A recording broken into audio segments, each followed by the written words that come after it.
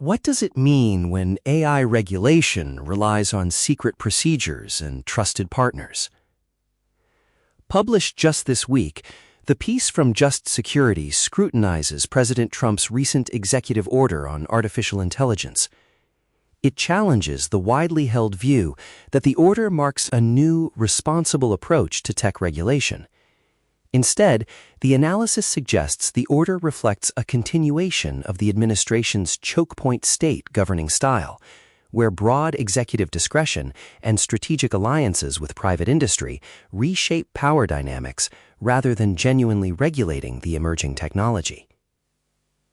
Written by J. Benton Heath in Just Security. Narrated for Arva. President Donald Trump's recent executive order on artificial intelligence is being treated as a shift in the administration's approach to tech regulation. It is welcomed as a cautious step toward responsible risk regulation, hailed as a qualified victory for tech critics, and framed as the outcome of months of debate within the administration over important matters of principle. But this story misses the important ways that the executive order marks a continuation of the Trump administration's preferred mode of governing. Trumpian regulation is premised on broad executive discretion, bypassing ordinary rulemaking procedures, and, as far as possible, judicial accountability.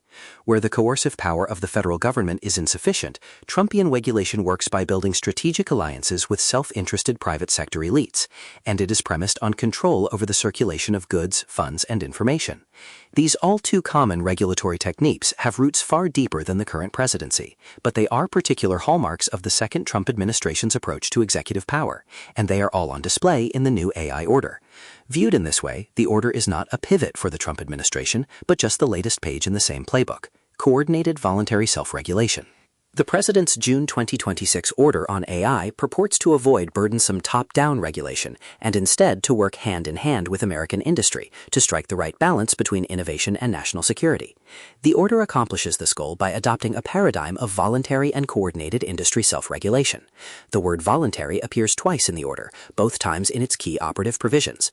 First, the order establishes an AI security clearinghouse, which is meant to foster voluntary collaboration with the AI industry and operators of critical infrastructure on software vulnerabilities and their remediation. Second, the order contemplates a voluntary framework for the review and sharing of so-called frontier models, a bit of tech jargon with its own sketchy origin story.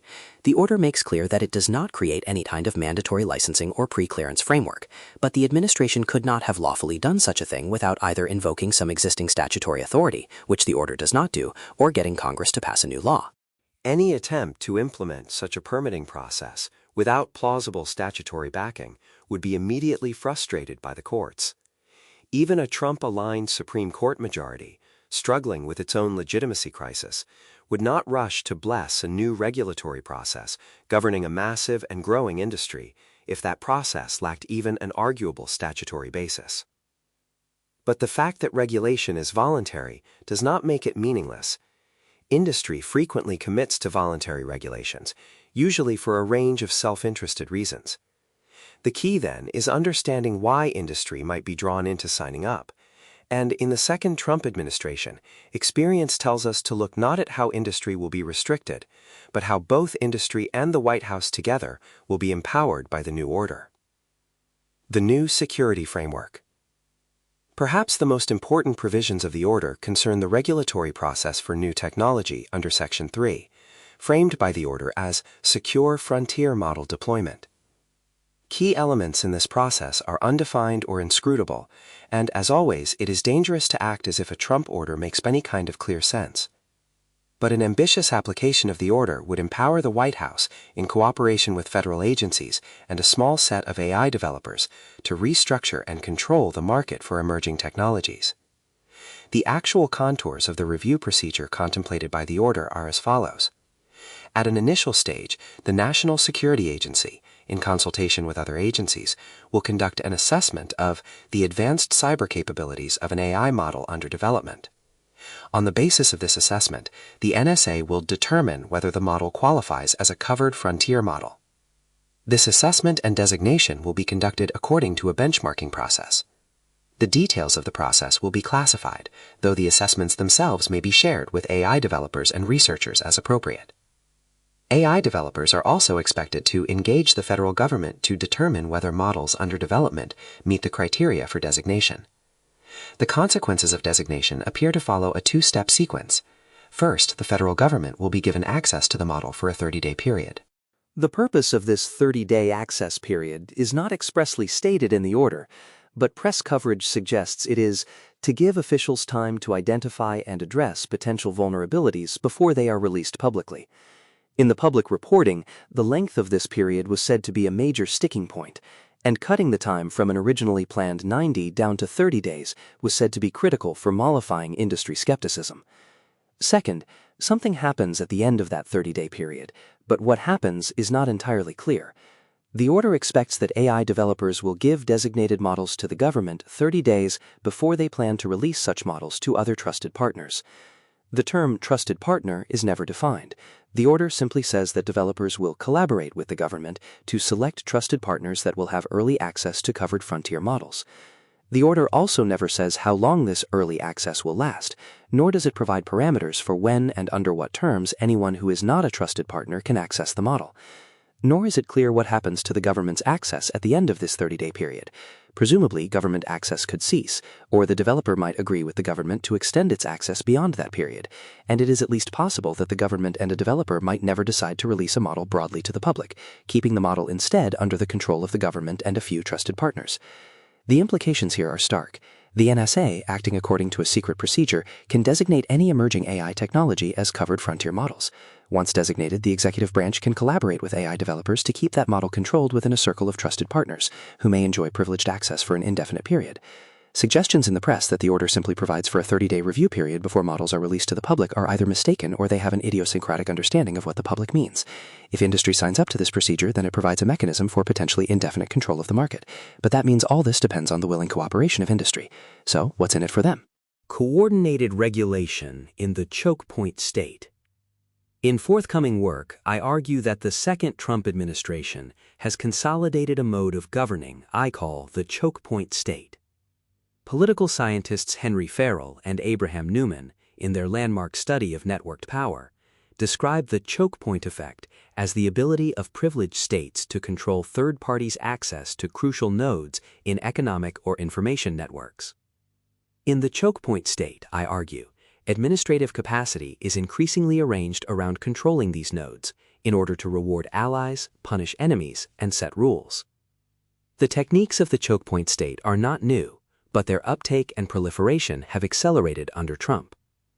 The AI executive order itself, for example, resembles both Trump and Biden-era chokepoint policies in some ways. By attempting to ring-fence the market for emerging technology, the new executive order reflects the small yard, high fence strategy of using export controls to structure the global market for semiconductors. And by offering early access to trusted partners, the order mimics the Compact for Higher Education's offer of privileged access to federal funding in exchange for accepting new quasi-legal obligations on a wide range of issues. The difference, of course, lies in the AI order's explicitly voluntary nature. U.S. export controls rely on a web of regulations, statutes, and, for a large part of their history, emergency powers that enable the executive branch to control foreign commerce under the threat of civil and criminal penalties. The Compact for Higher Education, though formally voluntary, relied on explicit and implicit threats that leveraged the executive's power over spending, grant-making, and visa approvals. Here, the new executive order invokes no statute and disclaims any pretension to impose a mandatory regime. The order thus shows how voluntary and coordinated self-regulation might work in the chokepoint state. The leading tech firms, having leveraged billions of dollars on AI, would naturally seek U.S. government protection from forces that would erode their dominant position. Under these conditions, it makes sense for these firms to seek a partnership with the White House. Under the framework of this order, or a similar regulation, the leading firms can establish joint public-private control over advanced AI technology, rebranding industry leaders as trusted partners and entrenching their market and political power. This perhaps accounts for the muted reaction from AI moguls. OpenAI founder Sam Altman posted a brief positive endorsement on X, and the same day as the executive order, his company released a 9-page policy paper on the governance of frontier AI. The paper diverges from the executive order in many of its details, indicating that Altman and co. view the final shape of the administration's regulatory process as open to negotiation. But the continuities are more striking than the differences. OpenAI's proposals also imply the existence of a network of U.S.-approved trusted partners. One executive told Politico that OpenAI plans to push policymakers in Washington to create mandatory evaluation processes for AI companies that develop advanced systems, adding, "We don't think any specific lab should be making that decision unilaterally." As these statements suggest, cooperative, voluntary regulation allows the major players to borrow the legitimacy of the state, positioning themselves as the adults in the room while guarding the door to keep out potential competitors. In this political economic context, a process built on ad hoc executive discretion may suit insiders just fine. Regulation by executive order, discretion, and deal-making, often just a euphemism for corruption, is the preferred mode of this administration. And, so long as they are confident of their access and influence, large private sector players stand to gain more from shaping executive discretion than they might get from comprehensive federal regulation. Converting this process into a mandatory regime would only further lock in these dynamics, leading to what one firm has warned could be a tiered system in the market for emerging technology. Meanwhile, smaller players will struggle to catch up. One of the more insightful analyses produced in the first 24 hours after the order came from the law firm A&O Shearman. The authors note the complete absence of criteria for identifying trusted partners, and they urge companies to engage proactively with relevant agencies to position themselves favorably for trusted partner designation. Although it may be coincidence, it is not shocking that the lawyers at A&O Shearman, one of the firms that capitulated to White House bullying in 2025, know a patronage relationship when they see one. Beyond rewarding allies and punishing adversaries, the group that controls a choke point can also set lasting rules of the road. This is a self-evident purpose of the new executive order.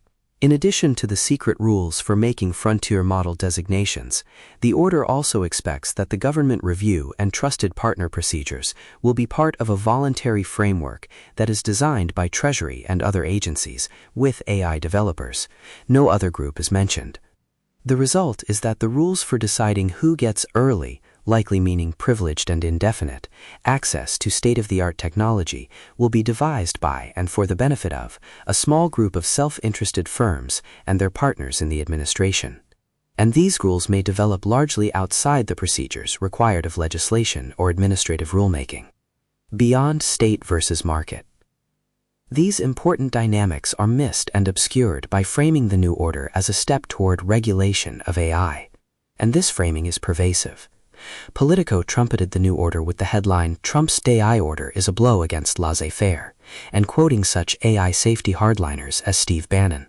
This framing poses a stark alternative between government intervention and a free market in which innovation occurs spontaneously.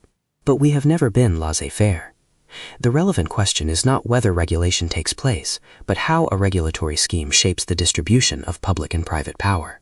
By placing significant discretion in the hands of an increasingly unaccountable executive, the Chokepoint State obviously enhances the power of the White House. At the same time, executive leverage over choke points can enhance the power of private actors who enjoy privileged access to the Oval Office. The latest AI executive order may come to nothing. If anything can be said with certainty about this administration, it's that a great many Trump initiatives start with a big media splash before dying a quiet and unceremonious death. But by providing a platform for close cooperation between the White House and industry insiders to control access to emerging technology, the order shows off this administration's predilection for the techniques of the Chokepoint State.